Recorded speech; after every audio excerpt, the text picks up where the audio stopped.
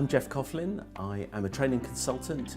I've been a training consultant for about 21 years now. Prior to that, an operational police officer in London, working in the Met, doing all the things you would expect police officers to do. Probably a whole range of them you wouldn't expect to do, kind of goes with the territory. But really for the last 21 years, what I've been trying to do is bring to the legal profession a much better and more effective way of interviewing witnesses, and that's really where this cognitive interview approach comes in. We've had some great success with Eversheds, for instance, on the Bloody Sunday inquiry. 1,300 witnesses needed to be re-interviewed for that inquiry. And Peter Jones said that we just couldn't have done it any other way, and I just thought it was fantastic really to see the quality and quantity of the information that emerged from that. So that's the kind of thing really that I do now. Okay, cognitive interviewing, it's a forensic tool that consists of a whole range of memory retrieval techniques. It's designed really to work with memory and how memory works when you're questioning a witness or a subject, rather than often the interviewer falling into some of the pitfalls of asking things like leading questions and interrupting and those sorts of things.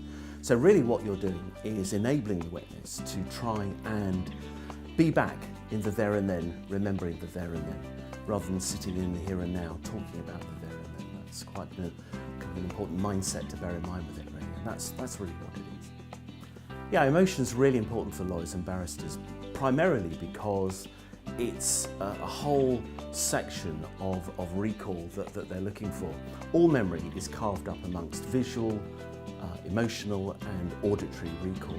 So just to say a little bit about that. So visual memory is the dominant one. Most of us have a preference for remembering visually. We see what we're being asked in mind's eye images and pictures.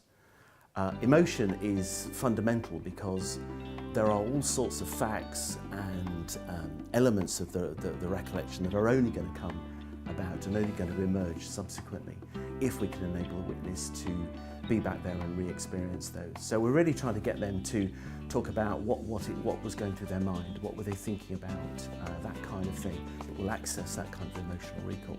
So emotional recall is really fundamental to getting at the full facts of what happened. That's a billion-dollar question, the whole issue of being able to detect lies and deceit, to do it accurately. It's a very complicated subject, that's the first thing to say. It's almost impossible to do it from people's non-verbal behaviour. So we often have to let a lot of that kind of sometimes stereotypical and assumptive assumptions that we make of behaviour and its connection with deception, we need to let that go. There are many more reliable indicators.